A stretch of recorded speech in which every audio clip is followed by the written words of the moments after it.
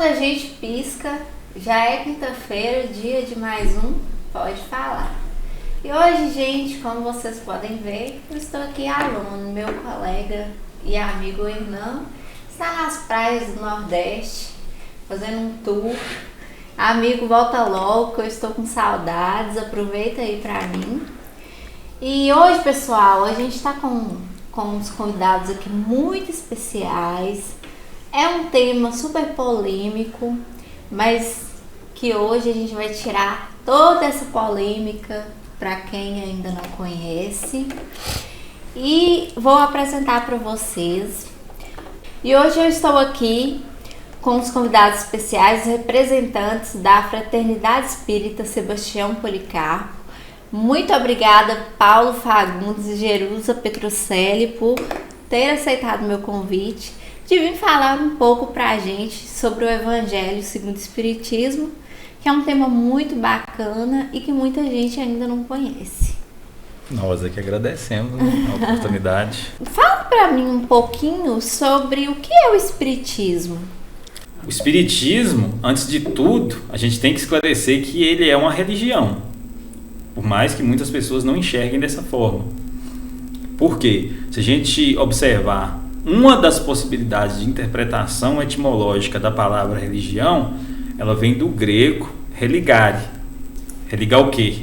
Porque religare quer dizer religar. Religar a criatura ao seu Criador. A função da religião, no nosso entendimento, tem que ser essa. Tem que nos conectar novamente, porque nós estamos desconectados da potência criadora, de Deus.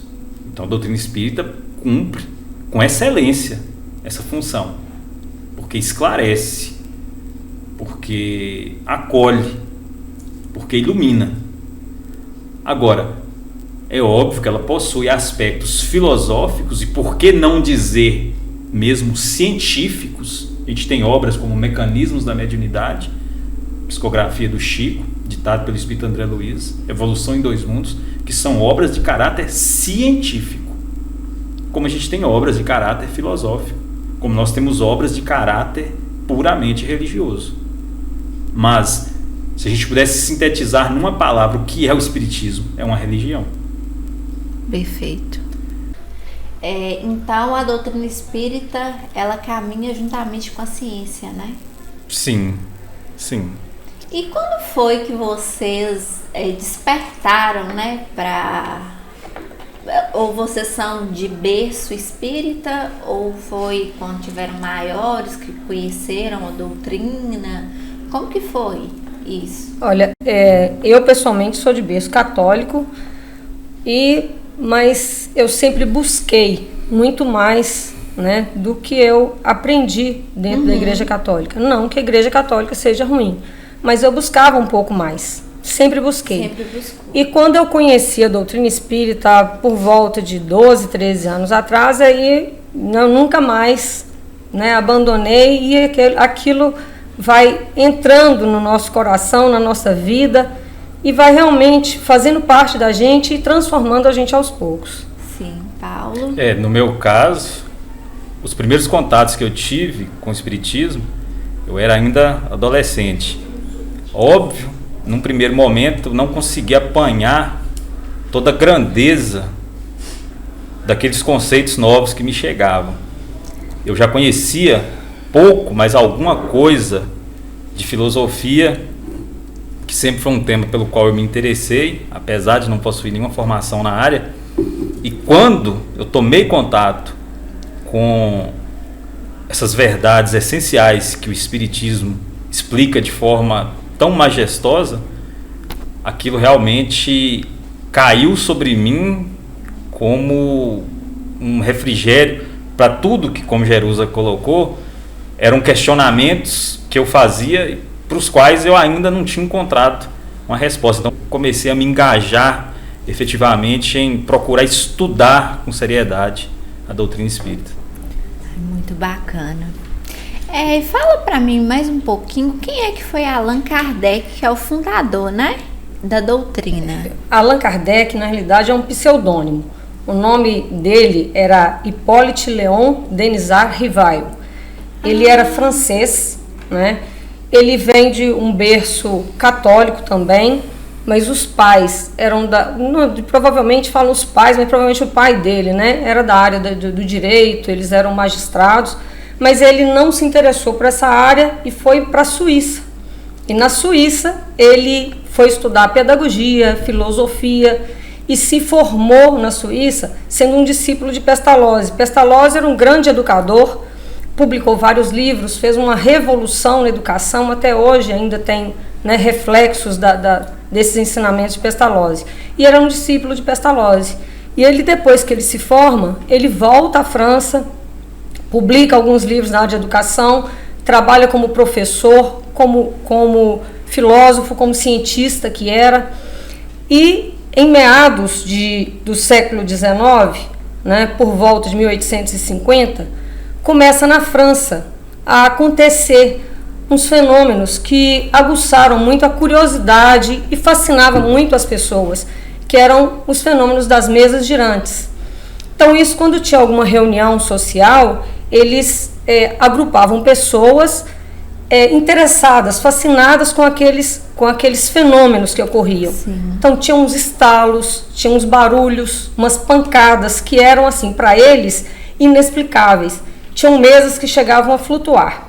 Então o Allan Kardec, né, ele, depois que ele passou a usar esse pseudônimo, ele foi convidado a observar esses fenômenos que estavam agitando a França inteira.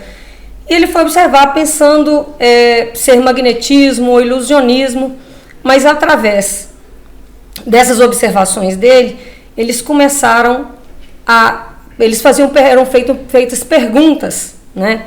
E essas perguntas tinham respostas. A princípio, sim ou não.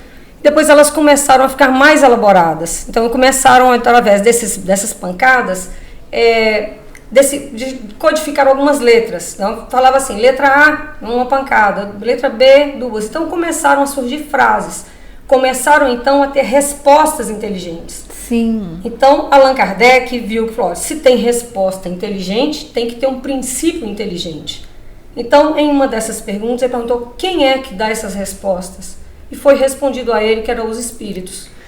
E ele então começou a tratar aquilo de uma forma mais séria, mais elaborada, e começou a pesquisar mais aquilo, e foi revelado a ele, primeiro, que não precisava das mesas, que poderiam usar as mãos dos médiuns. E ele, como cientista que era, um cara coerente, um cara cheio de metodologias de trabalho, ele começou a elaborar perguntas. E os médiuns, né, que faziam parte daqueles fenômenos, eles começaram a responder essas perguntas, né, os espíritos respondiam através dos médiuns. E a primeira pergunta que ele fez foi: o que é Deus? Então, a partir daí, ele começou a catalogar, ele começou a organizar e a codificar, né, tudo que foi transmitido a ele pelos espíritos através dos médiuns. E por ser um cientista, ele começou também a não ficar nas mãos, porque tinha medo de ficar nas mãos de um médium só ou de um só espírito, que ele fazia uma pergunta e obtinha uma resposta. Então ele começou a fazer a mesma pergunta para vários médiums e começou a correlacionar essas respostas para ver se tinha alguma semelhança. Então, através daí, ele passou a entender a seriedade da coisa.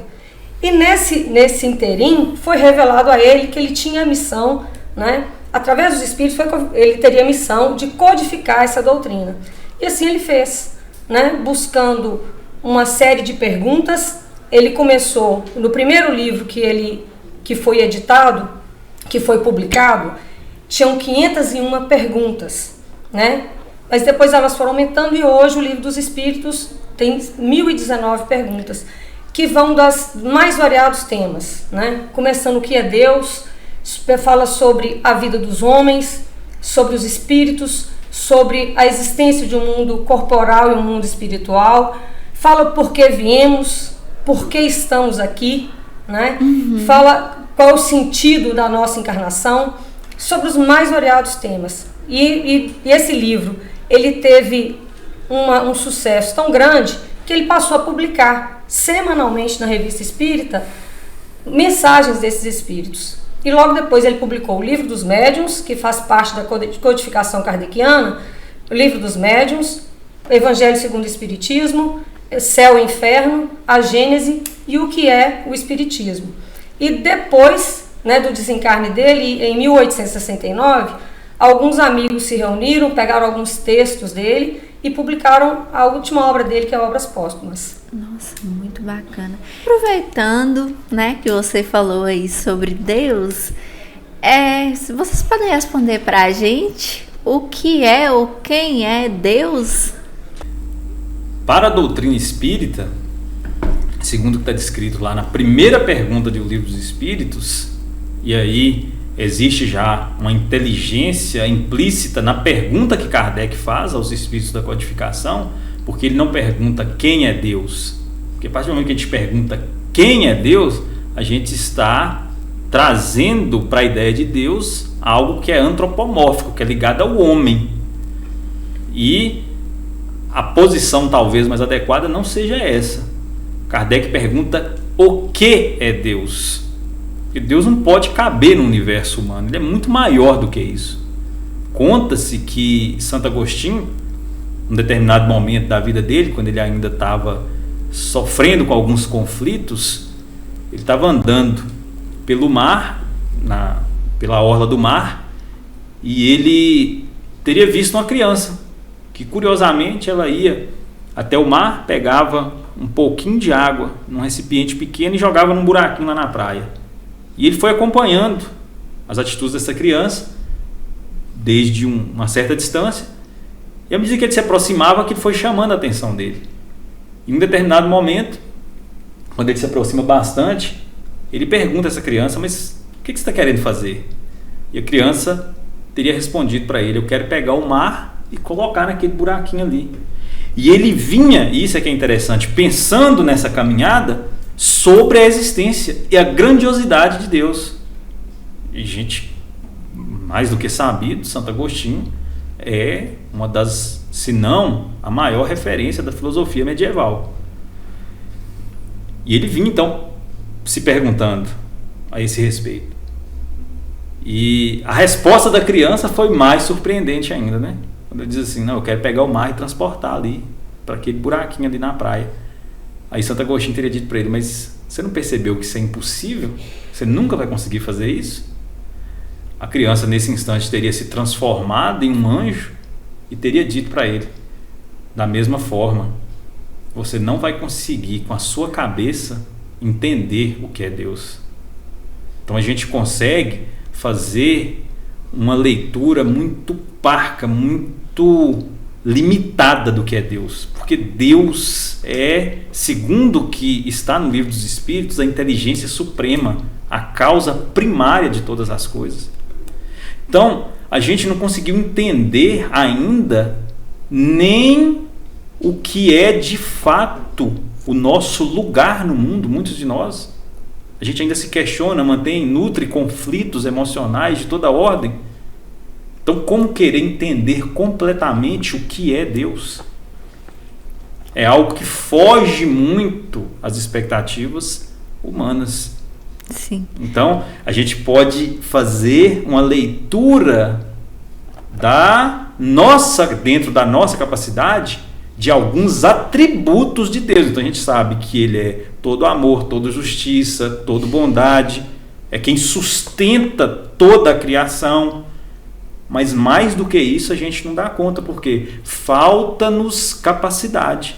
É como se você tentasse explicar para o seu cachorro de estimação qual que é a complexidade do seu pensamento. E olha que Deus está muito mais distante de nós, em termos de grandiosidade, do que nós estamos de um animal doméstico. Então, Deus seria isso. A inteligência suprema, a causa primária de todas as coisas. Sim. A gente sempre chama Deus de Pai, né? Sim. E Jesus, nesse caso, ele seria o quê pra gente? Um irmão mais Um velho, irmão mais velho. irresponsável, que tomou para si a atribuição de nos educar, de auxiliar no nosso processo de crescimento e educação, para que um dia a gente retorne aos braços desse Pai amoroso, que para nós representa a inteligência suprema, a causa primária de todas as coisas. E aí é preciso a gente fazer, né, Jerusa, essa colocação, né? Quando a gente observa o universo que a aparelhagem científica de nosso tempo conseguiu captar, nós temos bilhões de constelações não é constelação não.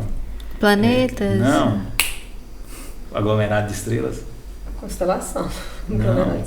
A Via Láctea é o quê? Uma galáxia. Galáxia. Corta isso aí, Boteca.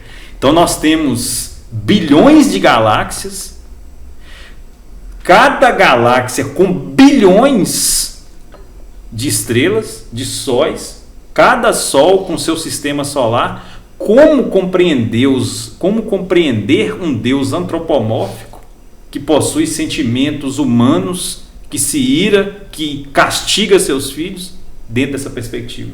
É inconciliável. É inconciliável. Então, muitas pessoas se dizem ateus porque creem nesse Deus antropomórfico, nesse Deus humanizado.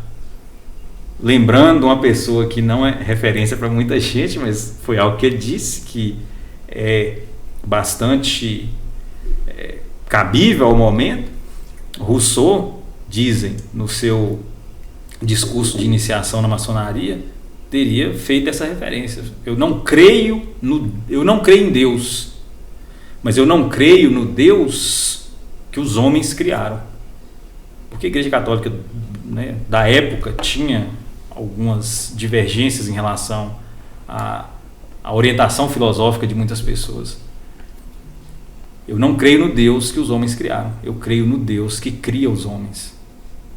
E essa potência criadora, essa inteligência suprema, essa sim, ela cabe nesse universo infinito que nós estamos somente começando a conhecer. A questão 625 do Livro dos Espíritos, Allan Kardec, ele pergunta, né, qual o tipo mais perfeito que Deus ofereceu ao homem para lhe servir de modelo e guia? Então, uma resposta simples: Jesus. Os espíritos superiores respondem para ele. E a doutrina espírita, ela mostra para a gente, ensina para a gente ter uma relação muito produtiva e original a respeito de Jesus.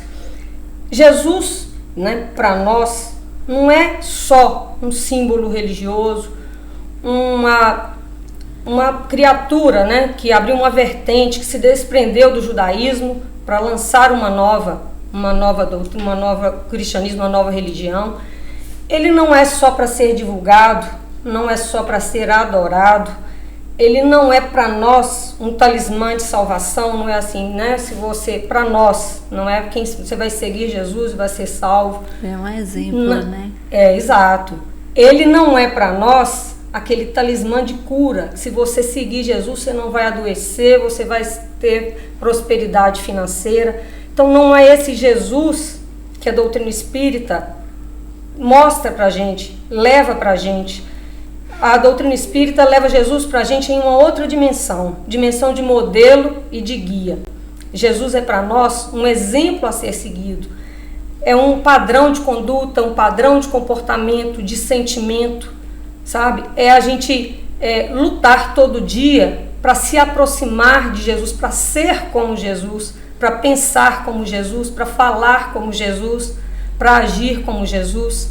Ele é o nosso modelo. O nosso modelo. E é o nosso guia. Nos momentos que a vida, na montanha-russa da vida, quando a gente está lá naquele momento de sofrimento, é a gente lembrar que a gente tem um guia, que tem Deus no momento da doença, no momento do sofrimento, que tem Jesus, que está ligado a nós por um fio do pensamento, um fio da oração.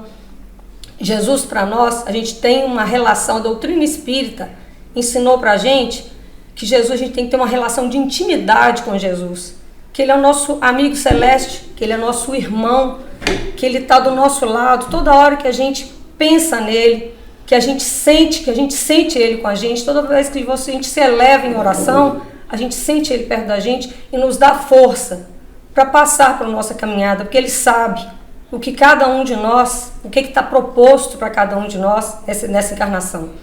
Então esse é o Jesus que a doutrina espírita trouxe para mim, eu acredito para Paulo também. Não, e o interessante disso é destacar que existem textos que são próprios da doutrina espírita que cumprem exatamente essa missão que Jerusa fez referência a ela aí. No sentido de que apresenta esse Jesus na intimidade do contato ali com os apóstolos, com a mãe dele, ele criança, nos primeiros, naquela primeira convivência com João Batista. Então, partindo do pressuposto, porque para nós isso é uma verdade irrefutável, de que os textos que nos chegam são fruto da ação de seres que estavam aqui quando Jesus estava encarnado entre nós, então refletem uma realidade eterna, a gente consegue apanhar o que era o Jesus que estava lá acordando 4 horas da manhã para ir pescar com Simão Pedro. O que era o Jesus criança que desapareceu em Jerusalém e quando a mãe dele encontra ele lá desesperada, ele responde para ela, né, que tem eu contigo, mulher. Importa que eu cuide dos assuntos de meu pai. Por que ele fez isso? Como é que ela reagiu? O que ela sentiu quando ela recebe essa resposta dele? Então, assim, a doutrina espírita tem essa faculdade de nos ofertar essas preciosidades que eu costumo sempre brincar lá no centro, né? A gente parece que não tem a noção do valor dessas obras. Então você pega um livro como Paulo e Estevão, que é uma obra psicografada pelo Chico Xavier, que foi ditada pelo espírito guia dele, o Emmanuel, e essa obra ela traça um apanhado desde o momento em que Saulo de Tarso fica como aquele que assumiria o Sinédrio, a direção do Sinédrio, que era um tribunal que representava a maior força política também do povo hebreu. Então você tem a transformação desse homem que era jovem, poderoso, forte, inteligente, havia estudado na Grécia, dominava totalmente a cultura de 3 mundos diversos, porque ele tinha cidadania romana. Então a gente percebe a transformação desse ser naquela criatura capaz, muitos anos depois, de ao ser assassinado pelo governo romano, olhar fixamente nos olhos daquele que o assassinaria e dizer para ele: cumpri vossa missão, sem nenhum receio do que aconteceria depois, né? Jerusa fez referência à questão de a doutrina espírita nos esclarecer o que acontece conosco quando a gente tem que entregar o corpo novamente para a Terra. Então a gente percebe com muita clareza os reflexos de fato das nossas decisões aqui em relação ao que nos aguarda. Porque a gente costuma sempre brincar com isso, mas é verdade, é brincadeira, mas é verdade. Nossa casa não é aqui, a nossa casa é lá. E outra coisa também, Amanda, a relação de Jesus com a doutrina espírita é o seguinte: Jesus é aquele sol, né, que ilumina a doutrina espírita, é o que preenche, é o que dá vida às mensagens da doutrina espírita, porque sem Jesus a doutrina espírita seria só palavras, só livros, seria uma mensagem vazia. Jesus Cristo é o que nos preenche essa doutrina, preenche esses ensinamentos, e é Ele que dirige o orbe, que Ele para nós é o governador espiritual da Terra, Ele dirige as nossas vidas, Ele nos dá o exemplo, né? Nos mostra que quando somos ofendidos a gente tem que perdoar, que quando nós somos caluniados nós temos que orar e não desistir nunca do bem, mesmo que a gente esteja sendo retribuído com o mal. Então ele é sempre aquele amigo, aquele irmão que está ao nosso lado, unido por aquele fio do pensamento, e da oração. Ô galera, eu quero frisar aqui para vocês, como vocês podem ver o que o Paulo e a Jerusa falou, a doutrina espírita sim é cristã, porque muita gente não entende, que não conhece, não acredita, que não sabe que a doutrina segue os princípios de Jesus, a doutrina estuda a Bíblia da mesma forma que outras religiões, porque muita gente tem essa questão, né, de achar que a doutrina espírita não estuda a Bíblia, não fala de Jesus. Então tem esse detalhe que eu queria muito frisar para o pessoal de casa. E lembrar que o evangelho só existe um, é o evangelho de Jesus. É o evangelho de Jesus. É só esse, o evangelho, né, de Jesus. Agora, na doutrina espírita a gente tem o evangelho, que é de Jesus, a interpretação, que é segundo a doutrina espírita. Sim. Mas o evangelho que nós seguimos é Jesus, e ele é o sol que irradia, que preenche e que dá força e vida para a doutrina. Para a doutrina. Nossa. E aí a gente tem que lembrar, né? Na Epístola Universal, na Carta Universal que Simão Pedro escreve à comunidade cristã, ele frisa isso. Ele diz, porque nenhuma escritura é de particular interpretação. Tá vendo? Eu só não lembro da primeira questão do livro dos Espíritos, das coisas eu lembro. Então, o próprio Simão Pedro, que é considerado, por assim dizer, o pai da igreja, para muitas pessoas, ele faz questão de frisar isso. Então, assim, qual que é a interpretação verdadeira dos textos bíblicos? Aquela que transforma a criatura numa criatura melhor. Entende? Nosso problema não é um problema filosófico. A questão não é discutir os textos bíblicos, é adequar essas verdades eternas que ali estão colocadas à nossa vivência prática, para que isso nos torne seres humanos melhores.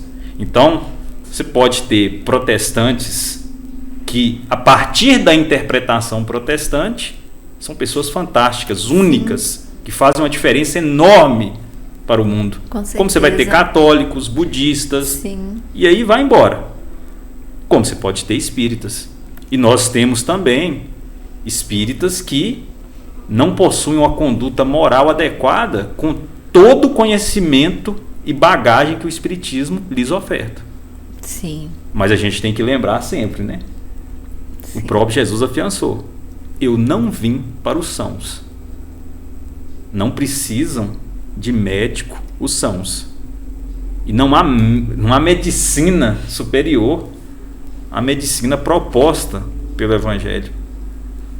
Então, aí é que a gente começa a vislumbrar essa realidade de que a doutrina espírita, ela é tão cristã quanto qualquer outra denominação religiosa mais comumente praticada aqui no Brasil. Sim, sim. Isso é uma coisa que eu estou frisando, porque muita gente que não conhece a religião, né, a doutrina, no caso, acha que a gente não tem o seguimento de Cristo, esses detalhes. Pelo contrário, como a gente falou, né? Então você vai ter acesso a livros da doutrina espírita que vão te apresentar fatos da vida de Jesus, que são fatos que foram ofertados para nós somente pela doutrina espírita. Para nós que somos espíritas, não há dúvidas de que aquilo reflete uma verdade. Mas mesmo as pessoas que não são espíritas, se quiserem conhecer alguma coisa desses livros, são inúmeras obras e que revelam esse Jesus transcendente, essa figura que, como muitos dizem, ou você o ama, ou se estiver muito doente, você o odeia. Porque não dá para ficar impassível, você não consegue continuar a mesma pessoa depois de conhecê-lo. Isso é impossível. E como você falou aí sobre amar Jesus, né?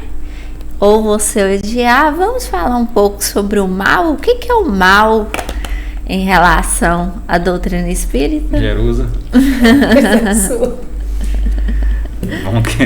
Quem é que inventou essas perguntas? Então, Isso era uma coisa que, inclusive, me causava muitos questionamentos. Porque, por mais que eu houvesse já tido contato com a vertente de pensamento de muitas pessoas, eu ainda me questionava, né? Se Deus é bom, de onde é que vem o mal? Deus não é onipotente? Entende?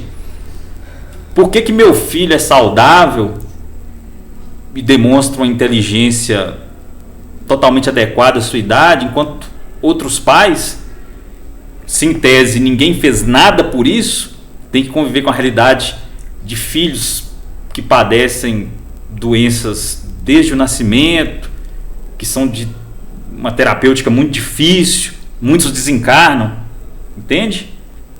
Era uma coisa que me causava esse questionamento.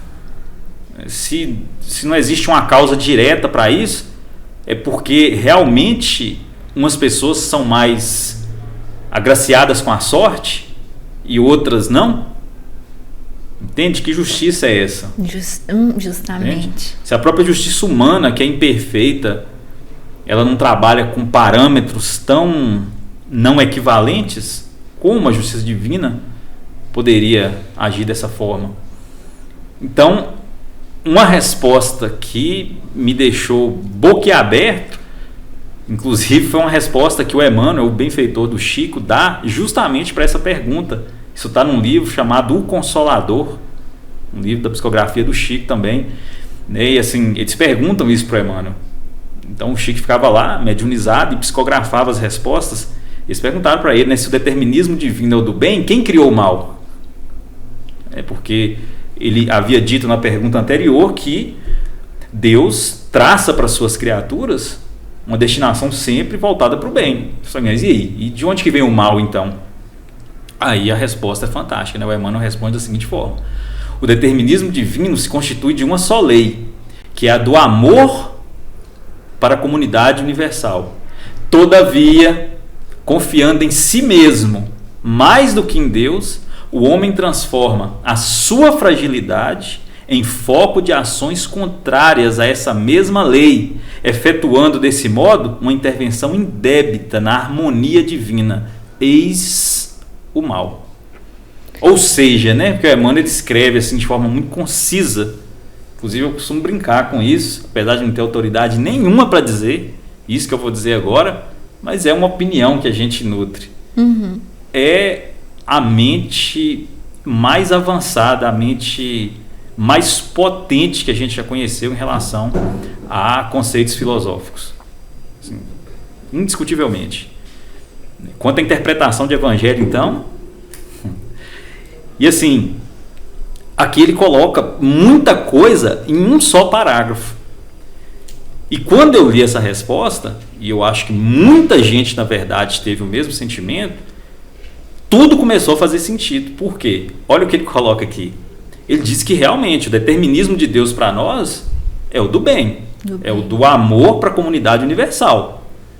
Todavia, nossa fragilidade, ou seja, a nossa insegurança, o nosso medo de não ter o que comer amanhã, o medo de ser agredido, o medo de ser traído, o medo de não ser perdoado, o medo de não estar satisfeito com as coisas que a gente encontra, transforma a nossa ação em foco de ações contrárias a essa lei de amor. Sim. Ou seja, em todos os momentos que eu confio mais em mim do que em Deus, que eu confio mais na minha ação do que na ação divina, eu arvoro para mim, eu tomo para mim uma função que deveria ser do Criador. Sim, sim.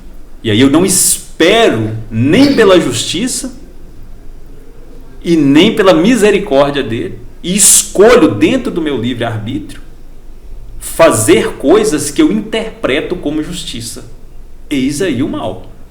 Entendi. É o que ele coloca. Sim, sim. Entende? Perfeito. Uma das coisas que também eu sempre me perguntei, né? Que eu também não entendia, igual um exemplo é o pessoal da África. Por que aquele pessoal sofre tanto, passa fome? Aí que eu fui entender um pouco, ou então pessoas que nascem sem os 2 pés, as 2 mãos. E onde eu achei a resposta foi na teoria da reencarnação. Que vocês poderiam falar um pouquinho pra gente sobre a reencarnação. Sim. Deus, né, nos criou simples e ignorantes, espíritos primitivos, mas destinados, todos nós, a nos tornarmos espíritos puros. Todos nós atingiremos a perfeição, né, relativa, que é perfeito, de fato, só Deus. Porque mesmo Jesus falava, nenhuma de minhas ovelhas se perderá. Então todos nós estamos destinados a sermos espíritos puros. E cada encarnação, né, nos foi ensinado que é uma oportunidade de crescimento, de evolução, uma oportunidade de burilar os nossos sentimentos, burilar os nossos vícios, da gente tirar de nós todo egoísmo, toda vaidade, toda maldade, todo orgulho que ainda habita na gente. E uma encarnação só, né, é muito pouco. Isso é um estalar de dedos. É muito pouco para a gente nós conseguimos nos iluminar em uma encarnação só. Então, a gente vai precisar, não é essa encarnação nossa, não é a primeira e nem será a última, porque a gente ainda tem muito a se melhorar, muito a crescer para nós, né, termos em nós o mesmo comportamento do Cristo Jesus. Então, só quando a gente chegar nessa perfeição relativa, que a gente vai parar com esse ciclo de encarnações. Então, é dado a nós, né, a cada encarnação, uma vestimenta, uma oportunidade de aprendizado, uma oportunidade de crescer, né, e de nos aproximarmos do Cristo, de aproximarmos de Deus, né? E quem é o caminho? O caminho é o Cristo, é Jesus, né? Ele é o caminho, a verdade, a vida. Então, só quando a gente conseguir estar nessa encarnação, aprendendo os ensinamentos dele, os exemplos dele, que é aprender a amar de verdade, amar a Deus sobre todas as coisas e ao próximo como a ti mesmo, quando a gente conseguir amar ao próximo como a gente ama a gente não vai precisar mais reencarnar. Então, cada encarnação é uma oportunidade de crescimento. E a reencarnação nos mostra a justiça divina, a justiça de Deus. Por quê, né? Nascemos nós num berço, né, de uma família que nós somos amados, né? Nós somos esperados, amados, queridos, bem cuidados. Nascemos, né, com todos os nossos sentidos, com uma perfeição relativa, né, de física. Sim. Com os nossos potenciais intelectuais e de trabalho, e nasce, como você disse mesmo, lá na África, né, no meio de um sofrimento, no meio de uma miséria, muitas vezes com muitas deficiências físicas, sim, intelectuais, né? Onde estaria a justiça divina aí, se a gente tivesse só uma oportunidade de vir aqui na Terra, se a gente encarnasse em uma vez só? Porque um nasce filho de um rei, o outro nasce lá na África, para viver uma vida de sofrimento. Então, a reencarnação mostra para nós que existe justiça divina, que a gente, dentro do nosso livre-arbítrio, a gente sabe que tudo que a gente está colhendo hoje, a gente plantou, ou nessa ou em uma encarnação passada. E tudo que a gente faz hoje, a colheita é certa, nós vamos colher. Então, a reencarnação é o que nos mostra que é a oportunidade nossa de crescimento e onde está a justiça divina, que deixa para nós, mas não é Jesus que pune, né? Somos nós colhendo o que plantamos, nós buscando o nosso burilamento, e cada um tem o seu tempo, né? Não significa que eu vou precisar de milhares de encarnações e você também. Então, cada um tem a sua escala evolutiva, cada um sabe do seu tempo. Tem pessoas que evoluem com menos encarnações, outras mais. Mas isso aí mostra pra gente a justiça divina e a oportunidade nossa de nos aproximar de Deus. Sim, perfeito. Deixa eu só fazer uma complementação, sim, Amanda, com uma coisa, que é o seguinte: no Livro dos Espíritos, quando Kardec está tratando das leis morais, porque o Livro dos Espíritos é dividido em 3 livros, na verdade. É um livro só, mas dividido em 3 partes, que a gente chama de livros, né? E quando ele está tratando das leis morais, uma das leis morais exploradas por ele é a lei de justiça, amor e caridade. Essas leis morais serão as leis que regem a vida dos seres humanos aqui na Terra. Então ele chama essa lei de amor, justiça e caridade. Ele não dissocia, ele não separa o amor da justiça e da caridade. Então, para a doutrina espírita, isso é tudo uma coisa só. Então, quando a gente olha essas situações, muitas vezes a gente pensa em punição. Isso foi um outro conceito que a doutrina espírita destruiu em mim. Então a gente olha essas situações às vezes e pensa em punição, como se Deus punisse as pessoas. Para nós não pune. Nós respeitamos profundamente quem faz essa interpretação, mas para nós não pune. Ele educa. Entende? Então, quando no texto bíblico se diz: se o teu olho é motivo de escândalo, arranca-o e entra de novo na vida. Melhor te será entrar na vida cego do que, tendo os 2 olhos, seres lançado ao fogo do inferno. Nós acreditamos que nesse instante Jesus está tratando da reencarnação.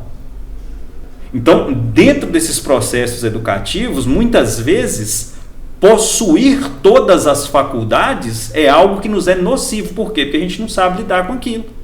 Como um filho que às vezes você possui e que te pede assim: pai, mãe, me dá um bisturi para eu brincar. Você vai entregar um bisturi na mão do seu filho?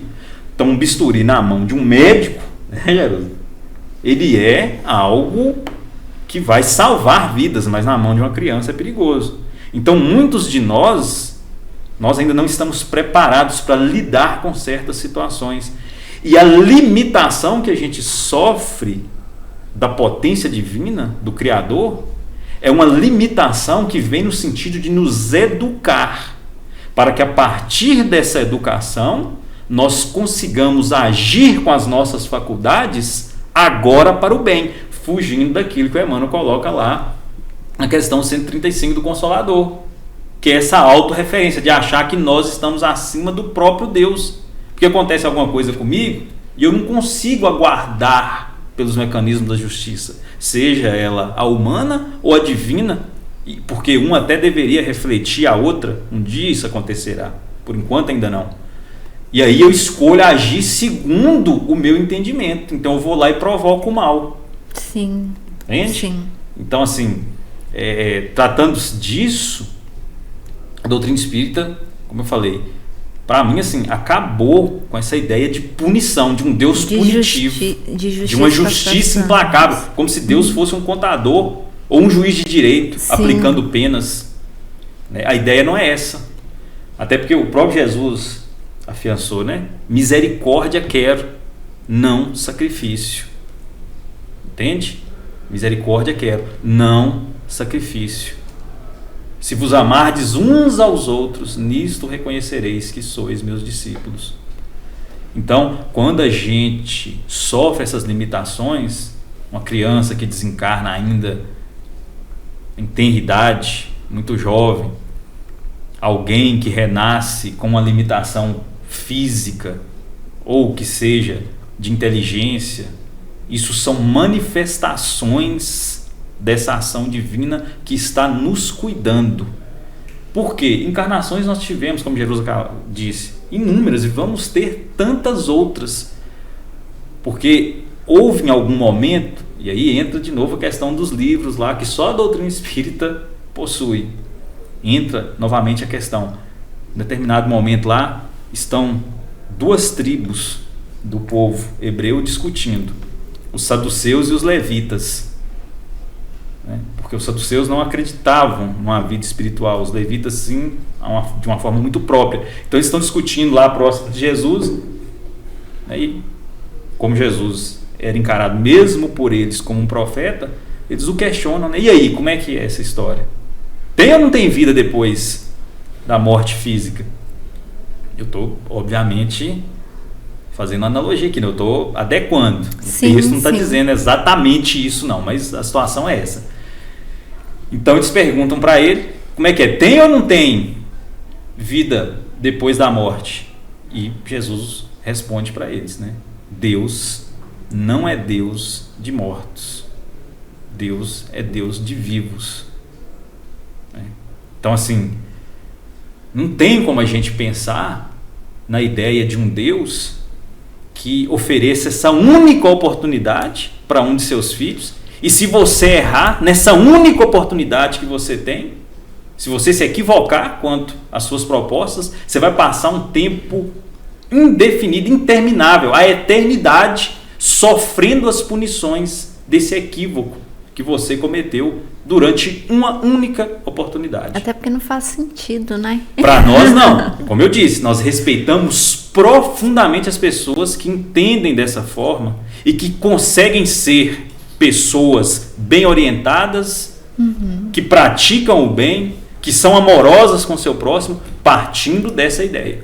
Nós, como temos o coração mais duro, né, Jerusa? Nós, como somos seres ainda renitentes em práticas de maldade, nós precisamos de um esclarecimento muito maior. E aí a reencarnação é que oferece isso. E lembrando também que Jesus, por ser judeu, ele era reencarnacionista. Né? Sim. Ele veio trazer uma nova vertente religiosa, ele veio, né, trazer o cristianismo, mas ele era judeu e ele era reencarnacionista. Sim. É uma questão que eu gostaria de saber, e também para o pessoal de casa. É o Antigo Testamento, né? Foi antes de Jesus. Como ele serve para a doutrina espírita, né? Porque a doutrina espírita estuda muito o Novo Testamento. E o Antigo, como que funciona? A gente estuda tudo, na verdade. Estuda tudo. Não sabe sim. muita coisa, não, a gente estuda. Então, o Antigo Testamento, o Primeiro Testamento, como algumas pessoas querem, ele funciona como a base de uma casa, como a base de qualquer construção que você precisa fazer. Sim. Então, se a gente pensar nas sociedades da época em que o povo hebreu vivia e manifestava sua religiosidade, a maioria daquelas sociedades eram politeístas. Eram dentro daquilo que hoje em dia a gente costuma dizer, eram sociedades pagãs, de muitos deuses, que tinham uma ideia, inclusive, muito obscura do que é ser um deus. Tanto que o panteão romano, né, tem deus para tudo, tem incontáveis deuses, e eles iam, inclusive, com o passar do tempo, criando ou descobrindo novos deuses. Então a função da religiosidade do povo judeu naquela época foi algo singular, porque eles trouxeram para a Terra a noção de um Deus único, que é essa potência criadora. Ah, sim, bacana. A causa primária de todas as coisas. Então, o povo hebreu é que traz isso para a Terra. Sim. Então, o Pentateuco, os 5 livros, que são os livros sagrados do povo judeu, eles representam para nós essa base que vai permitir o florescimento do Evangelho na figura de Jesus. Então, o Antigo Testamento ele está muito focado na figura de Moisés, Sim. o Novo Testamento na figura de Jesus Sim. e dos apóstolos. E se a gente comparasse isso com uma árvore, o Antigo Testamento seriam as raízes, o Novo Testamento, o tronco, e a doutrina espírita, os frutos, as folhas, a copa dessa árvore, como o reflexo dessas 2 primeiras revelações, fazendo, por assim dizer, um fechamento da mensagem de Deus para as suas criaturas. Porque se a gente observar bem, muitas condutas de personagens do Antigo Testamento, elas são condutas, de um ponto de vista moral, reprováveis. Davi, o rei Davi, ele intencionalmente, sem nos aprofundarmos na história, ele cria uma situação para assassinar seu soldado mais fiel, Urias, seu militar mais fiel, porque ele se interessou pela mulher de Urias. Entende?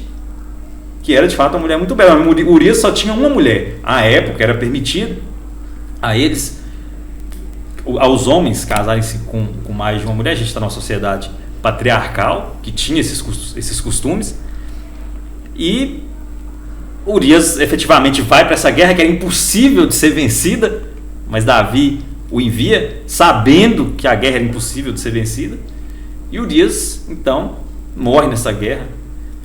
E um profeta muito próximo de Davi, se não me falha a memória, Daniel, se eu tiver errado aí, vocês perdoem.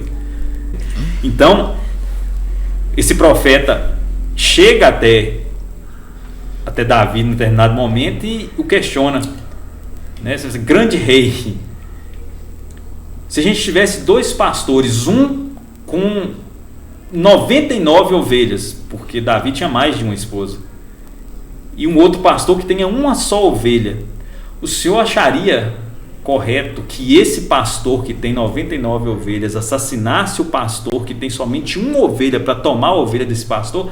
Davi não perde tempo, nem já responde para ele: não, você é um criminoso, ele tem que pagar, ele tem que sofrer a justiça. Quem é essa pessoa? Vamos atrás dele. Aí o profeta responde para ele: essa pessoa é você, porque você assassinou um dos seus melhores amigos para tomar a única esposa que ele possuía, sendo que você pode ter qualquer mulher que você quiser nesse reino. Então assim, a gente percebe essas condutas equivocadas, né? A própria Sara e Abraão com relação a Agar, que era uma das servas de Sara. Então Abraão tem um filho fruto de uma relação extraconjugal com Agar, que inclusive esse filho é um dos ascendentes de Jesus, mas não vamos entrar nisso não, né? A gente está fazendo interpretação demais, né? E logo depois Abraão consegue engravidar Sara, né? Inclusive assim, eles já estavam tão idosos, os dois, que quando os anjos vêm para poder dizer para eles que eles teriam um filho, né? Sara estava ouvindo a conversa entre os anjos e Abraão, e ela dá uma risada. Aí o nome do menino ficou Risada, né? Isaac, né? Em hebreu, não sei como é que diria isso, mas é risada. Isaac. Olha só, não é da risada que ela deu, que ela achou impossível aquilo. Uhum. Então, assim, a gente vai percebendo essas condutas equivocadas. Jesus é o quê dentro dessa perspectiva? Jesus é a resposta para todas essas perguntas que são feitas no Antigo Testamento. Então, o povo hebreu peregrinou 40 anos no deserto. Essas coisas assim, né? A gente vai descobrindo no contato com esses livros, com essas obras. Peregrinou 40 anos no deserto, quando sai do período da escravidão. Aí Jesus fica 40 dias no deserto. Entende? O que Jesus foi fazer no deserto? Então, é uma resposta. Recentemente, tem se descoberto que a partir do momento lá, do início do Calvário, Jesus vai recitando muitos salmos constados no Antigo Testamento. Inclusive, uma coisa que eu me perguntava às vezes, né, quando ele está lá, já na cruz, ele olha para cima e fala: Pai, por que me abandonaste? Sabia que eu era fraco. Aí esse pessoal: mas Jesus se dizendo fraco, questionando a Deus por que o abandonou, está num salmo. Entende? Então, o Antigo Testamento é cheio das perguntas. Jesus vem dar as respostas. E a doutrina espírita vem esclarecer todas as coisas que ainda poderiam se encontrar obscuras. Porque as guerras mais sangrentas que a humanidade já conheceu, elas se deram por conta de disputas religiosas. Se a gente pensar nas cruzadas, Noite de São Bartolomeu, entende? Então, a doutrina espírita, na nossa perspectiva, ela vem oferecer, lançar luz sobre o que ainda se encontrava obscuro, não porque a intenção de quem trouxe o Primeiro Testamento, o Antigo Testamento e o Evangelho fosse uma intenção obtusa, que não cumpriu seu papel. Cumpriu. A gente é que é teimoso. Porque quantas pessoas se redimiram? Quantas pessoas conseguiram entender Jesus só com o Antigo Testamento? A gente tem um caso no próprio Evangelho, não é? O cunhado de Paulo de Tarso. Entende? Ele foi alguém que só com o Antigo Testamento conseguiu entender, aceitar e vivenciar os pressupostos de Jesus sem nenhuma dificuldade, né? Sim. O Antigo Testamento, né, como Paulo está falando, está repleto de ensinamentos também, dos ensinamentos de Moisés. Consta que o Antigo Testamento tem 614 mandamentos e ensinamentos, mandamentos de Moisés. E Jesus, quando ele veio, ele fala: eu não vim destruir a lei, eu vim fazer cumpri-la. Dar-lhe cumprimento. Mas ele resume essas 614 mandamentos de Moisés em apenas 2. Amar a Deus sobre todas as coisas e ao próximo como a ti mesmo. Sim, o Antigo Testamento, então, era meio que de acordo com a evolução daquele pessoal da época, né? Porque como eles eram mais difíceis, então tinha que ser olho por olho, dente por dente. E o engraçado é o seguinte: o cunhado de Paulo chamava Estevão. Na verdade, o nome dele era Gesiel. Depois da conversão, está lá na obra Paulo e Estevão, né? Ele se chamava Gesiel. Depois da conversão, era comum que os cristãos convertidos mudassem seu nome, né? Saulo vira Paulo e aí vai embora. Então o nome dele era Estevão. E ele só com o Antigo Testamento ele conseguiu entender perfeitamente essa qual era a proposta. Essa mudança de nome era uma inspiração de um mentor? Não. Por exemplo, Saulo, dentro da etimologia, quer dizer grande. É uma pessoa, de fato, nascida para brilhar, por assim dizer, aqui no mundo. Sim. Paulo quer dizer pequeno. Então ele faz essa oposição entre a proposta de vida anterior que ele tinha, que era de ser um juiz do Sinédrio, do Tribunal dos Hebreus, uma força não só religiosa, mas política também, porque para eles era uma realidade essa comunicabilidade entre política e religião.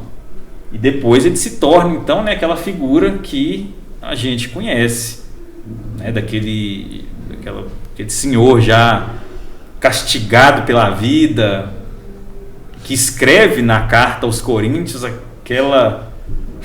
aquelas frases sobre o amor que todo mundo conhece, né? Quando ele fala que o amor tudo sofre, tudo crê, tudo espera.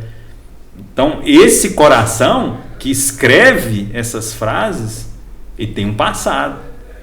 E o passado dele como Saulo é muito diferente do Paulo. Então ele renuncia a essas posições de mando e evidência aqui no mundo para se tornar Paulo. Então por isso ele escolhe. Se Saulo faz referência a alguém que é grande e poderoso, o Paulo faz referência a alguém que é pequeno e que tem que demonstrar dia a dia sua humildade. Jerusa citou a questão de que Jesus em algum momento teve que dizer realmente para as pessoas, eu não vim destruir a lei, mas dar-lhe cumprimento. Por quê? Porque os religiosos da época, particularmente os mais poderosos, os fariseus, os saduceus, os levitas, os religiosos do povo hebreu, eles acusavam, muitos deles, apesar que a gente tem figuras que compreenderam, né, como Nicodemos, o próprio Gamaliel, que foi um dos professores de Paulo, mas alguns acusavam ele de agir em contrariedade às leis do Pentateuco mosaico, às leis do Antigo Testamento, as leis pelas quais o povo hebreu se pautava. Aí ele diz isso: eu não vim destruir a lei, mas dar-lhe cumprimento. Engraçado, coincidência ou não, a doutrina espírita ainda sofre essa pecha até hoje. Muitas pessoas entendem que não há cristandade, tanto na interpretação quanto na ação que a doutrina espírita desempenha. Com todo respeito, a gente não está fazendo julgamentos, nem apontamentos necessários, mas é uma realidade. Se a gente pensar na figura do Chico, a família dele, como uma família católica, ele foi excomungado pela Igreja Católica. Sim. Que é compreensível, tá? totalmente adequado com os códigos da doutrina católica. Não há ressentimento quanto a isso. Eu só estou dizendo por quê? Porque é um fato interessante que Jesus, em diversos momentos, tenha sido acusado, inclusive de agir sob influência do demônio, quando ele responde, né? Mas como é que o demônio pode fazer o bem? Né? A doutrina espírita, quando ela surge, e de alguma forma até hoje, ainda também sofrer esse tipo de interpretação por parte de muitas pessoas. Sim. Ô Paulo, inclusive, já me mostraram, eu não sei dizer, né, como que está escrito certinho, mas vou falar mais ou menos. Na Bíblia tem uma passagem, eu não sei qual, se é no Novo, se é no Antigo, sobre a questão de que é proibido ter contato com entidade, comunicação com o espírito. Isso é referente ao Antigo Testamento, porque eles cultuavam vários deuses, é isso? Olha, primeiro, não se proíbe uma coisa que é impossível. Sim. Né? Não se proíbe. Então, se era proibido, se foi proibido naquela época, que era uma coisa possível e uma coisa que acontecia. Só que acontecia de uma forma frívola, de uma forma ruim, de uma forma depreciativa, sabe? Para satisfazer curiosidades, onde se tinham contatos com classes de espíritos que não se acreditava ser de uma grandeza, sem fins para o bem. Sim. Sabe? E normalmente usava-se com fins lucrativos, sabe? Sim. Então, assim, por esse motivo foi proibido. Mas é uma coisa, naquela época, para aquele povo, para aquela situação, porque não se trazia nada de bom, não se fazia o bem com a mediunidade, não era com o intuito de ajudar, não era no intuito do trabalho com a mediunidade cristã, que é o que a doutrina espírita, né, mostra para a gente, que a mediunidade ela tem que ser exercida de acordo com a moral cristã, a serviço do bem e de forma gratuita, porque o que foi dado de graça, né, de graça a gente tem que ofertar. Sim. Né? É um outro tipo de trabalho, é um outro tipo de pensamento, um outro tipo de uma outra vertente. Sim. Entendi. Uma outra... Deixa eu só complementar uma coisinha só, com certeza. Porque assim, dentro disso que Jerusa está colocando, é interessante a gente esclarecer que realmente o livro de Deuteronômio, o livro do Levítico, lá no Antigo Testamento, são livros de leis. Se você observar o texto assim, tem até preâmbulo, como tem nas leis hoje em dia. O Senhor, seu Deus, lhes disse, e aí vão se falando ali as enunciações daquelas leis. E é interessante a gente observar que Moisés, e aí a gente falando mais especificamente do Deuteronômio, ele tem que lidar com um povo, né, que ficou muito tempo na condição de escravização no Egito, e ele estava conduzindo esse povo pelo deserto, sem saber se amanhã eles iam conseguir comer, se ia conseguir achar água, entende? Uhum. Então assim, lembra da questão 135 do livro Consolador e da resposta do Emmanuel? Olha a sensação de insegurança que esse povo vivia nela. Então assim, realmente as práticas deles se corromperam muito. Então Moisés ele foi forçado por inspiração divina, sim, por inspiração divina, mas através dele a estatuir leis que garantissem uma sobriedade para aquela sociedade, uma vida possível, entende?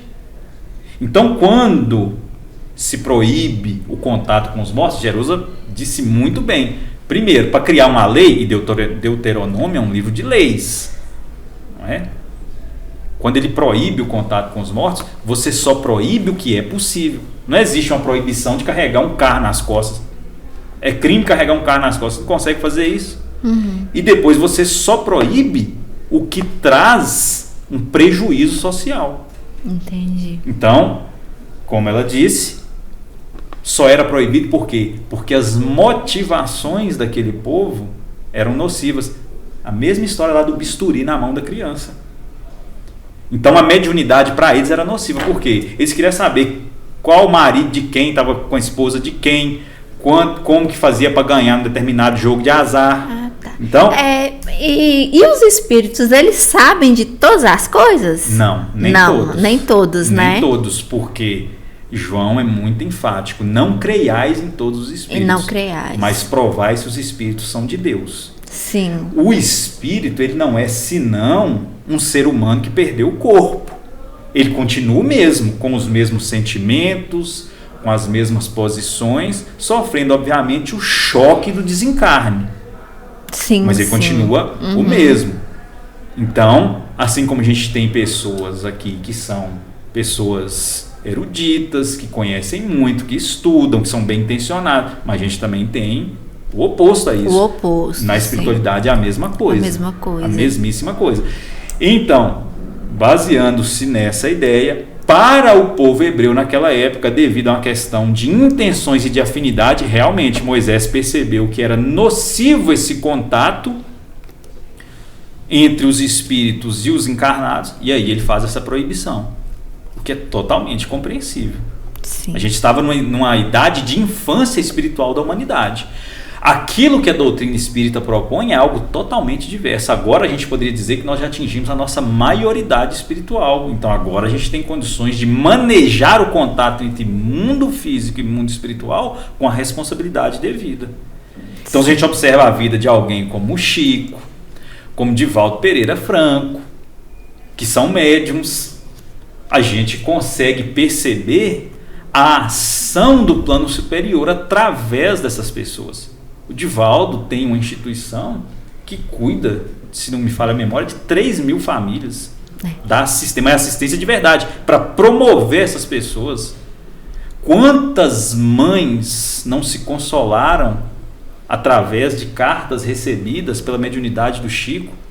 Nenhum centavo do dinheiro dos mais de 50 milhões de livros que o Chico vendeu foi para a conta dele. Tudo doado para caridade. Aí a gente faz a mesma pergunta que fizeram para Jesus, né? Como é que pode o demônio agir só para obras do bem? Que falta de interpretação é essa que faz as pessoas crerem que pessoas tão capazes de sacrifícios tão extremos e que se sentem felizes em poder praticar esses sacrifícios, doando de si mesmo tudo que podem doar, se sentindo agraciadas com essa oportunidade? Como isso não pode ser algo que venha do próprio Deus? Sim. Entende? Entendi. Então, assim, no Antigo Testamento também, nesses livros que tratam de leis, proíbe-se que a mulher, durante o ciclo menstrual, ela seja tocada por alguém. Não pode tocar em ninguém. Tanto que aquela mulher que estava com fluxo de sangue durante 12 anos, o sofrimento dela todo, às vezes a gente lê isso lá e não entende, vinha disso.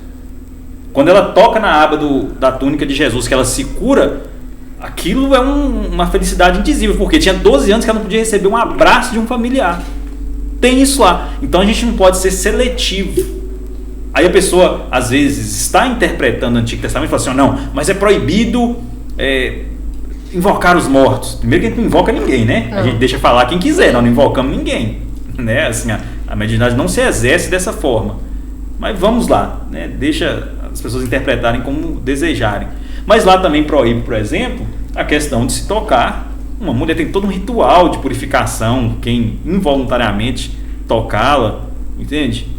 E aí a gente rejeita isso e é seletivo naquilo que a gente vai procurar frisar no Antigo Testamento. Lá também diz que se seu filho te desrespeitar, você deve assassiná-lo. Sabia disso? Não. Abre um olho grande assim, mas tem isso lá. Nossa. Entende? E aí a gente fecha os olhos para isso e frisa especificamente, não, mas está proibido evocar os mortos.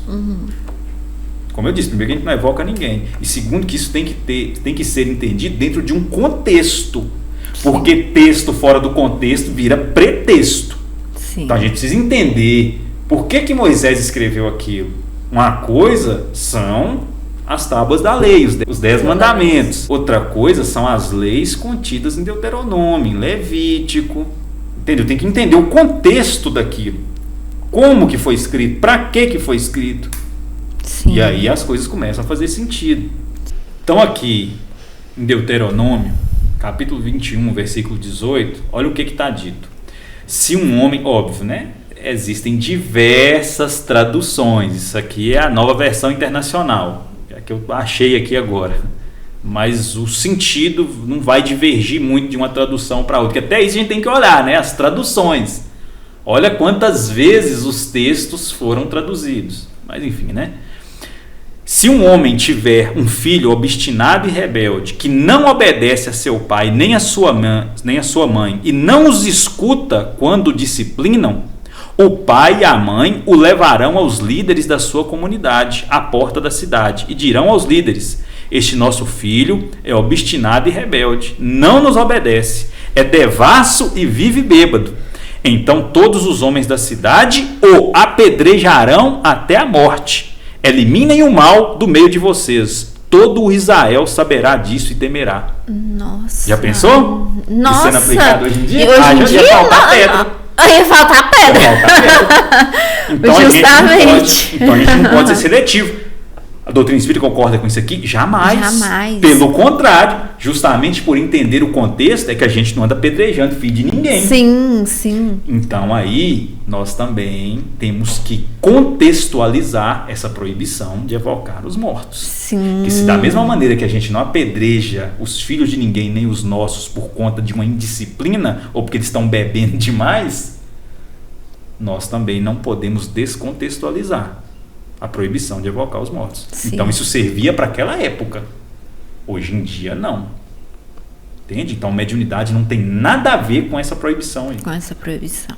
E voltando lá ao que eu já havia falado, na Bíblia, no Antigo Testamento, tem 614 leis de Moisés que Deus veio e falou: faça-se cumprir, né? Veio fazer cumprir. Mas... amar a Deus sobre todas as coisas, ao próximo como a ti mesmo. Resumiu tudo em duas, né? Em duas leis. Essa é a essência, né? Essa é a essência da coisa. Entendi, bacana demais. Como vocês haviam falado, o Espiritismo acompanha a ciência, né? No início, vocês falaram que o Espiritismo está de acordo com a ciência. Então, nessa era que está bem digital, né? Como é que está funcionando essa parte aí? Porque a ciência está muito evoluída. E o Espiritismo está evoluindo também? É isso que eu queria saber. Você quer saber a questão do pensamento religioso? É porque o Espiritismo é ciência. E dizem que no dia que... Eu ouvi uma frase, já não sei quem diz... Mas dizem que no dia que o Espiritismo falar uma coisa e a ciência provar o contrário... que deve-se acreditar na ciência. Allan Kardec que diz, né? Sim. Então, a ciência está aí evoluindo. E o Espiritismo está evoluindo também, tipo, está tendo mais estudos juntamente com a ciência? Amanda, é o seguinte. O que está havendo e a gente vê acontecendo é justamente o contrário. A ciência vindo de encontro e dando veraticidade a tudo que o Espiritismo fala. A revelações que foram feitas pelos Espíritos em 1957. Esses dias mesmo eu estava vendo um cientista. Ele é botânico, um cara PhD em botânica. Quando tinha um sujeito fazendo uma palestra, aí ele falou que no livro tal... fala que o fungo, né, que um fungo que vem na planta tal, ele não é parasita, ele é um fungo, né? É um fungo da planta tal. Ele citou isso aí. Um botânico que estava na plateia falou: olha, eu vim, né, falar com você que você errou, né? Se está falando no livro isso aí, você está enganado. Isso é um parasita.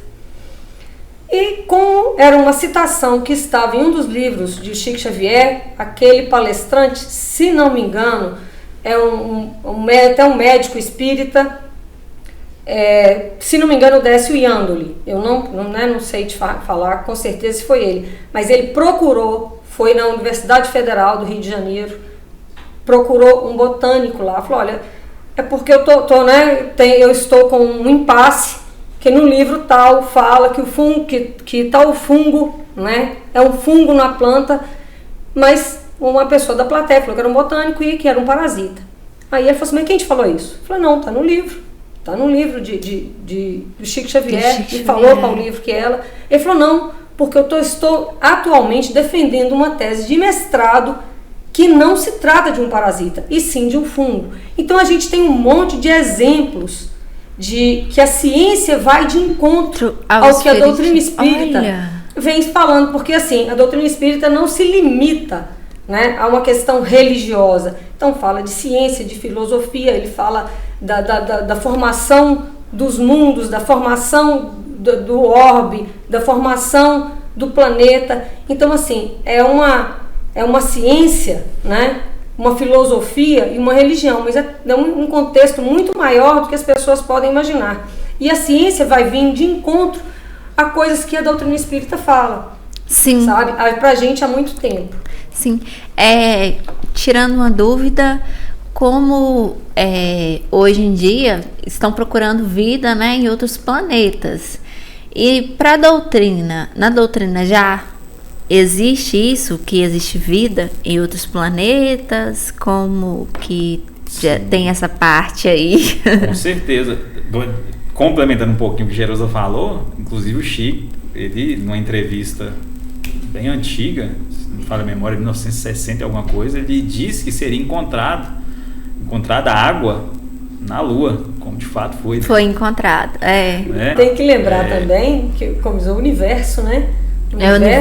O universo, né? Deus criou o universo de tamanho infinito, nós estamos num sistema solar minúsculo, em uma Via Láctea, com milhões de sistemas solares tipo o nosso, e o universo tem quantos trilhões de constelações, de vias lácteas, de estrelas. Será que Deus ia criar um universo desse tamanho e habitar só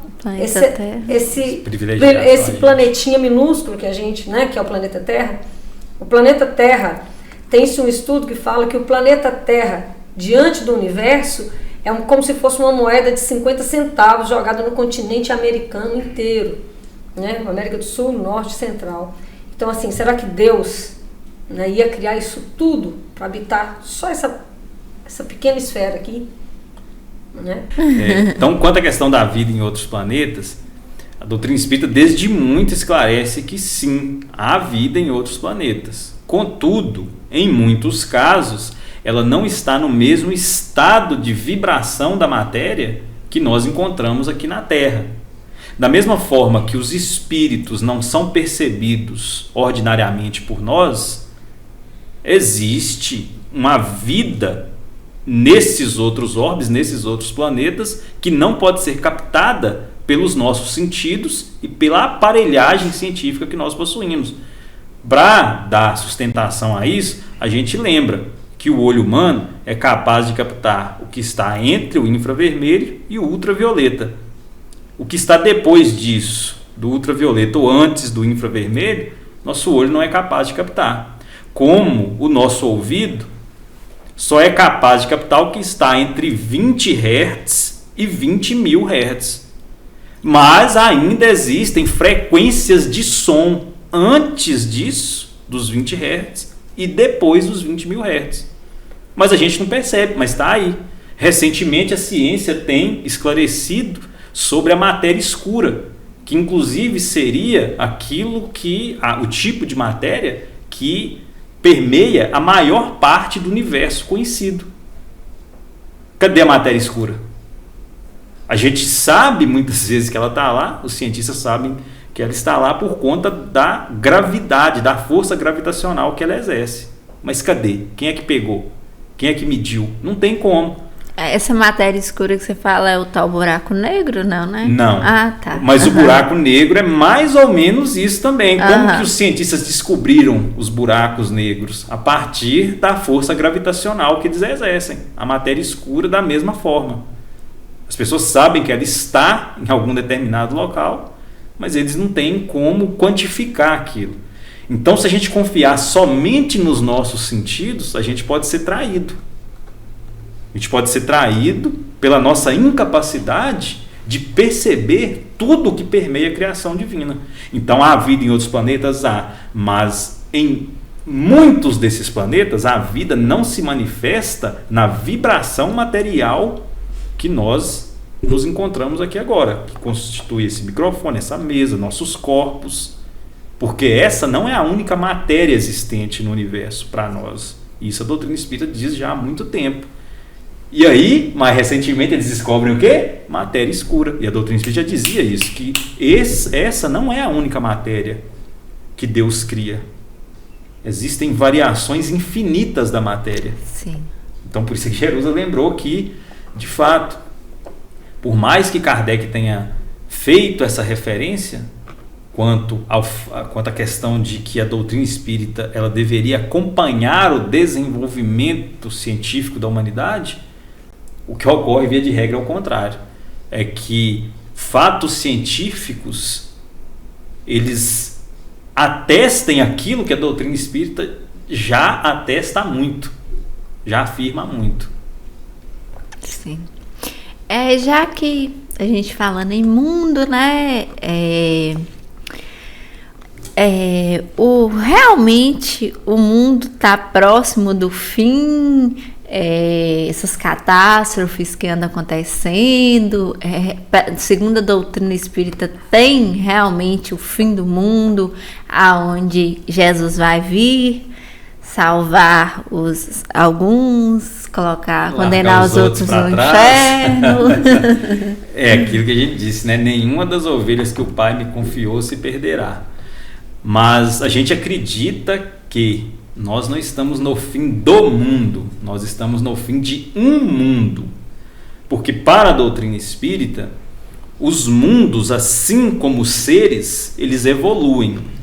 Eles passam de uma condição primitiva a uma condição celestial. Então, onde impera mais o egoísmo, onde impera o mal, nós temos um mundo mais próximo do primitivismo. À medida que os ocupantes desse mundo eles se sublimam, eles se purificam desses sentimentos grosseiros, então esse mundo passa a uma condição melhorada. Então nós teríamos os mundos primitivos, os mundos de provas e expiações, que seriam mundos onde o mal ainda domina. Nós teríamos os mundos de regeneração, que, como o nome já diz e é muito sugestivo, fariam a transição entre os mundos primitivos e os mundos perfeitos ou celestiais.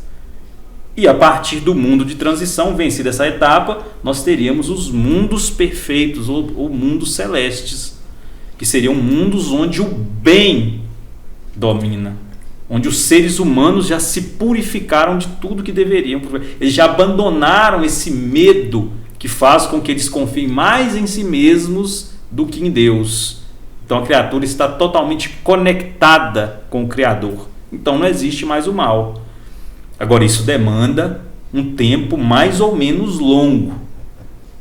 E o nosso equívoco às vezes é tentar comportar uma transição tão imensurável dentro de ciclos humanos. Então os mundos evoluem, mas dentro de ciclos muito maiores do que os ciclos que são pertinentes à nossa condição de humanidade. Então, assim, isso tem que ser analisado com muito critério, porque o que acabou, segundo o nosso entendimento, no ano de 2012, aí a civilização maia foi muito precisa em quantificar essa data, foi o nosso ciclo, o nosso período como mundo de provas e expiações, que um dia começou, mas também a gente teve nosso período como mundo primitivo.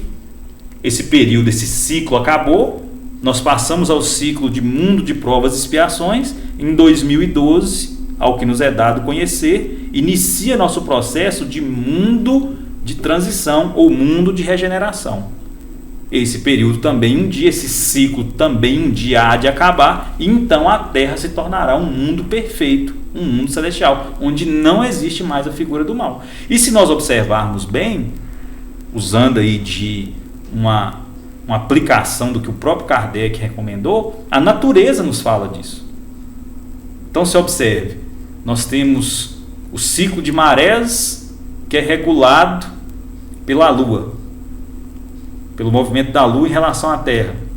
E esse ciclo ele tem mais ou menos 28 dias, que pode ser dividido em 4 ciclos de 7.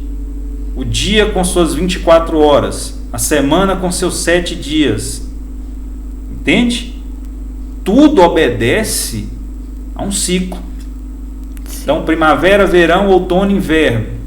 A vida nos fala desses ciclos. Então, os mundos também têm seus ciclos.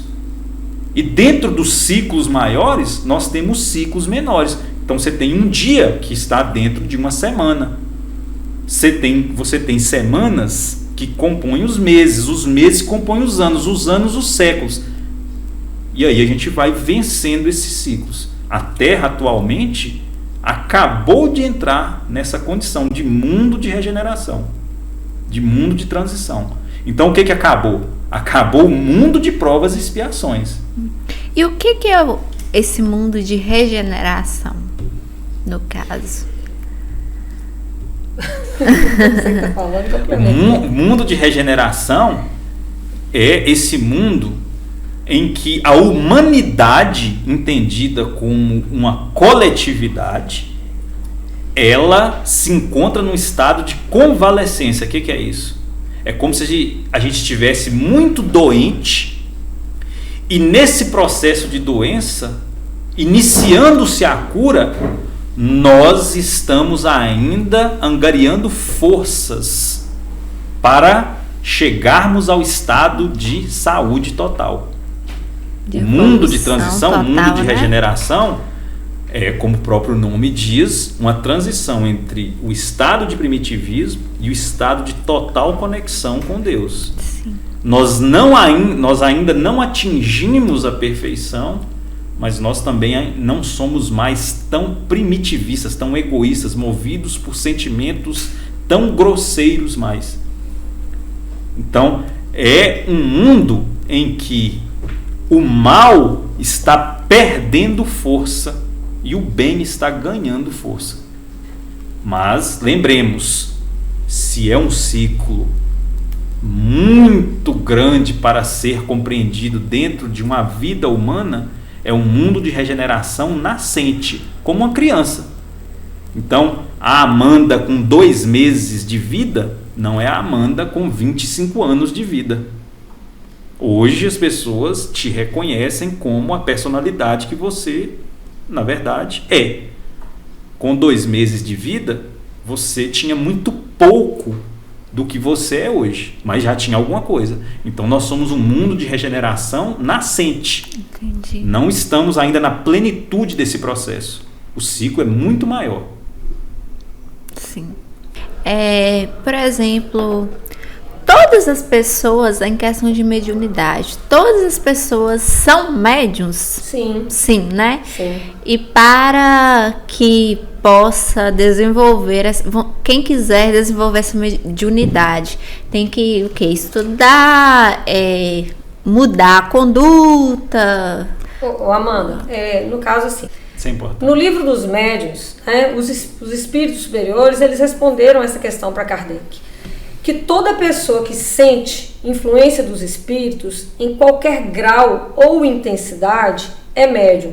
Só que essa faculdade ela é mais caracterizada e ela é associada àquelas pessoas que têm uma sensibilidade maior, aquelas que têm a mediunidade da psicografia, da vidência, têm a sensibilidade para ter um contato direto com o mundo espiritual. Entendeu? Então, assim, isso, né, essa faculdade é uma faculdade que você já vem com ela e é inerente, né, ao ser humano. Todos nós temos essa faculdade, uns mais ou menos desenvolvidas, entendeu? Então, Sim. assim, tá em todos nós, não é nada, não é nenhum fenômeno, não é nenhum milagre, não é nenhuma coisa extraordinária. Isso é uma faculdade inerente ao ser humano, e só que tem pessoas que têm mais sensibilidade a ela, outras menos. Mas a gente fala assim, fulano de tal é médium, quando ele tem aquela faculdade de se comunicar de uma forma mais expressiva, de ouvir, de falar, de ver ou de psicografar, ou de curar, né? Que é uma das mediunidades mais bonitas que tem, que é a mediunidade da cura. Sim. Um fato que é interessante muitas pessoas têm medo de ir no centro espírita porque acham que vai chegar lá e vai estar baixando espírito, e é totalmente diferente, né? Vai chegar lá, gente, e vocês vão escutar isso aqui, ó, que vocês escutaram, uma palestra, palavras edificantes, é isso que é o que acontece lá. E todas as terças-feiras às 7 horas tem a reunião lá no centro, onde tem palestras com grandes conhecimentos, falando mais do amor de Jesus por nós. E eu queria que vocês deixassem uma mensagem final para a gente. Olha, para finalizar, né, é só para fechar, para contextualizar tudo que foi dito hoje sobre os ensinamentos fundamentais da doutrina espírita. Então, né, Deus para nós é a inteligência suprema, a causa primária de todas as coisas.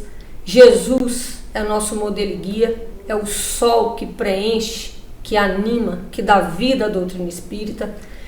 Além do mundo corporal, existe o mundo espiritual. E todos nós, encarnamos quantas vezes forem necessárias até nós nos tornarmos espíritos puros. É possível sim manter comunicação com o mundo dos espíritos, né? Isso também é uma lei divina que está com a gente. Nós, seres humanos, temos o livre-arbítrio para agir, né? Para pensar, para falar, para tomar as nossas decisões. E sabemos também, né, da lei da causa e efeito, que as nossas decisões, as nossas atitudes, as nossas escolhas, elas vão se refletir na nossa vida, nas nossas existências, nas nossas encarnações. Que tudo que a gente vive hoje é uma colheita do que a gente plantou nessa encarnação ou em outra. E tudo que a gente planta hoje, a colheita é certa. Nós também vamos colher. A doutrina espírita, não tem rituais, não tem cultos externos, tudo lá é gratuito, né, voltado ao auxílio ao próximo. A mediunidade exercida no centro espírita, ela é exercida dentro da moral cristã. Todos nós somos voluntários. Lá nós não temos nenhum grau de superioridade uns com os outros. Lá você vai achar um policial, uma dentista, um professor lá falando sobre evangelho. Mas todos nós somos estudantes da doutrina, estudantes do evangelho, estamos lá para aprender. Lá você vai chegar e ouvir alguém falando o que a gente busca. São os ensinamentos do Cristo, não é ensinamento meu, não é ensinamento do Paulo, são os ensinamentos de Jesus. Quem chega lá vai escutar, né, os ensinamentos do Cristo. É o que a gente busca para a gente. Nós respeitamos todas as religiões. A doutrina espírita valoriza todo tipo de esforço em relação ao bem, né? E se reconhece um verdadeiro espírita quando a gente vê nele o esforço para domar as nossas más inclinações, porque a gente sabe que a gente veio aqui para aprender a amar.